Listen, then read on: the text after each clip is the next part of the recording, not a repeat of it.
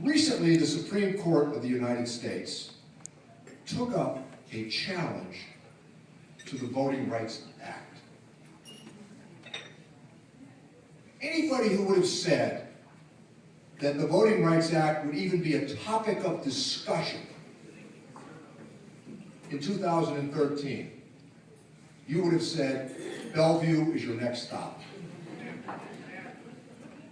We are missing what's happening with this assault on issues that we were in the vanguard and forefront of. The Voting Rights Act not only enfranchised millions of Americans who heretofore had not participated fully in the bounty of America, but for those of us who are Democrats, we know that it was the Voting Rights Act that elected Jimmy Carter, Bill Clinton, and Barack Obama.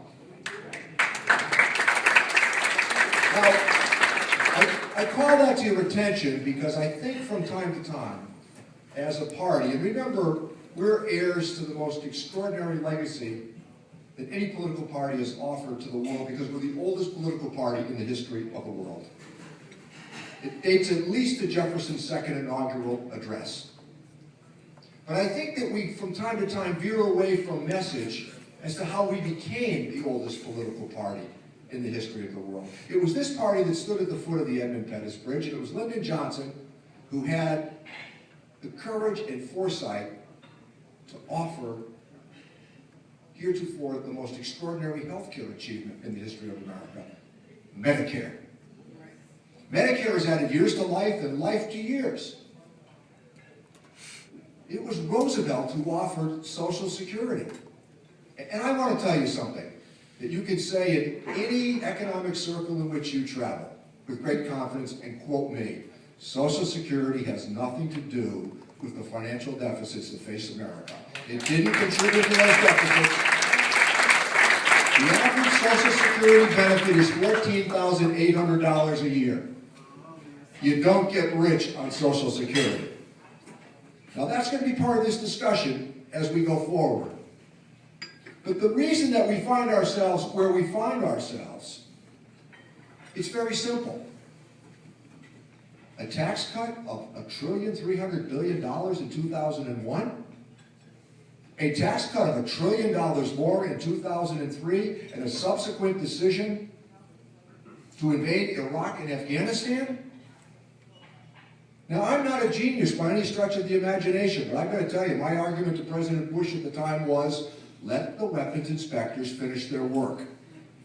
And if they did, we would not have been in Iraq today. I opposed those tax cuts and got up on the floor and spoke against them in 2001 and 2003, and I want to tell you something. When President Obama proposed extending them, I got up and opposed them then too.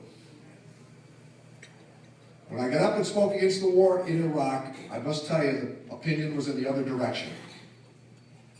We have 1,700,000 new veterans today. Jimmy's here as their advocate. 1,700,000 new veterans, 45,000 of whom have been wounded. More than 5,000 killed.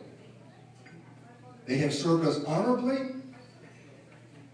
They accepted the responsibility that we offer to them with that declaration of war.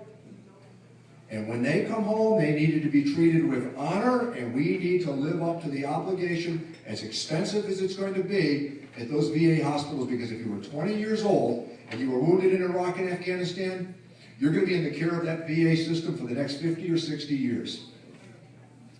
That is our responsibility, and guess what? When I heard President Bush, when he used to say, with the Clinton surplus, incidentally, he would say, it's the people's money. My retort to that is, yes, Mr. President, and the veterans' hospitals are the people's responsibilities too. We got a tax cut, they got sent to war.